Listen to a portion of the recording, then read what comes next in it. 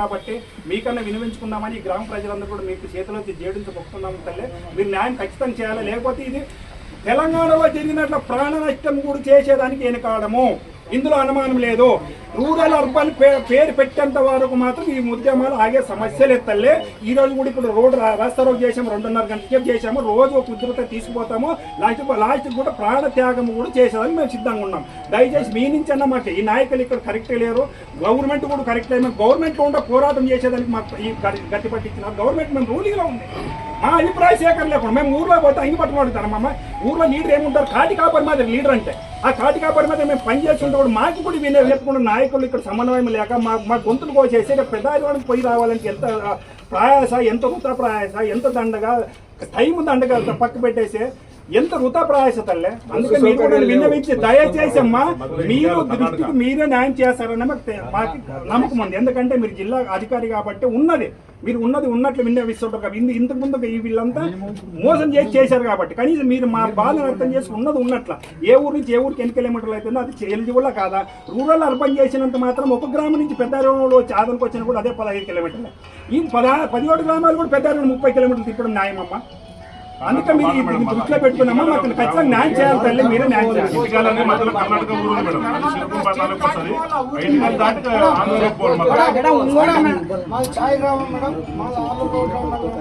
ఆదోని మండలానికి 10 కిలోమీటర్ లోపలే ఉన్నాం మేడం.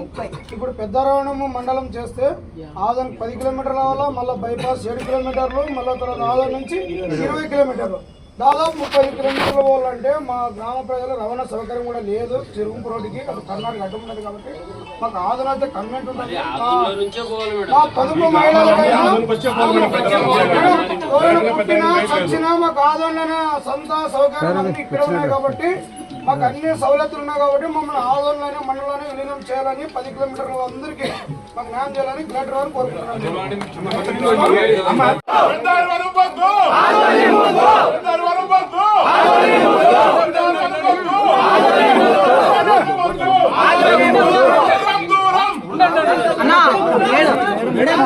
చిన్న లేదని అనుకుంటాము. మేము లోకాయుక్తలు వాళ్ళని చేసేసేదానికి మేము రెడీ అయిపోయినాం. ఎందుకంటే వచ్చిన తర్వాత ప్రజాసేకరణ చేయాలి. ఎవరో ప్రజలకు ఒత్తిడికి ఆ విధంగా విభజించడం. ఇప్పుడు తెలంగాణ విభజించినప్పుడు రకరకాల ఉద్యమాలు జరిగినాయి.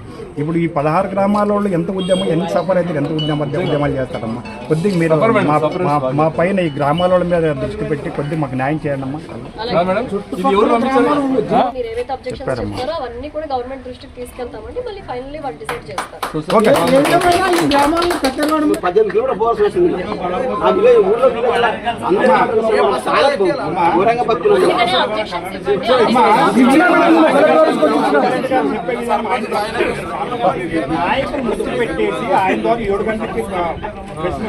ఇప్పుడు మొన్న మీరందరూ వచ్చి ఈ నోటిఫికేషన్ ఇచ్చిన తర్వాత దీంట్లో మనకు దూరంగా ఉంది కాబట్టి ఇంకా ఇతర కారణాల వల్ల మనకు ఇబ్బంది జరుగుతూ ఉంది అని మీరు నాకు అన్ని రిప్రజెంటేషన్స్ ఇచ్చారు. ఇచ్చిన తర్వాత నేను కూడా ఒకసారి పరిశీలించి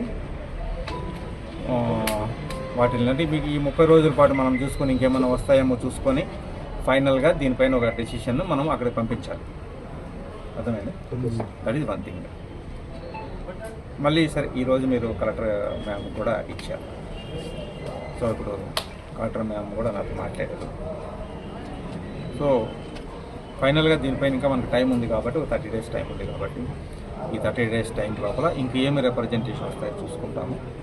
చూసుకొని మీరు చెప్పినట్లు ఈ డిస్టెన్సెస్ కూడా మెన్షన్ చేస్తూ, అలాగే మీరు చెప్పినటువంటిది అంటే ఇప్పుడు మనము రూరల్ అర్బన్గా చేసే అవకాశం ఉందా లేకపోతే లేదా, అసలు ఏంది మీ అభిప్రాయాలన్నీ కూడా మనం దృష్టి తీసుకుంటాం. ఏదైనా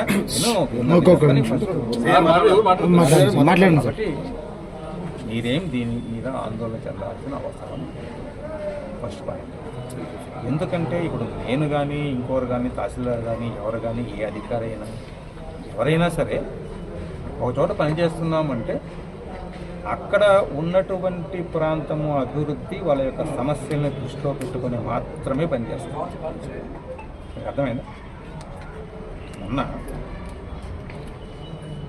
మీ అందరి దగ్గర తీసుకున్నప్పుడు నేను ఇదే విషయం చెప్పాను. కానీ మీకున్నటువంటి టెన్షన్ మీకు ఉంటుంది కాబట్టి మళ్ళీ వచ్చారు. పర్వాలేదు, అది ఆ హక్కు మీకుంది, వచ్చారు.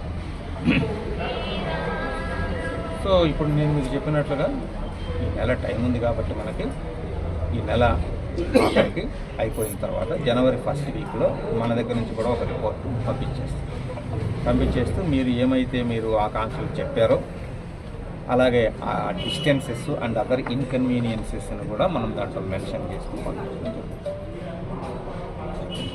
ఫైనల్లీ ఎవరికి ఇబ్బంది లేకుండా, ముఖ్యంగా ఇప్పుడు ఇదంతా చేసేది ప్రజల కోసమైనప్పుడు ప్రజలకు ఇబ్బంది లేకుండా ఎలా అయితే బాగుంటుందో ఆ విధంగానే ప్రభుత్వం నిర్ణయం తీసుకుంటుంది.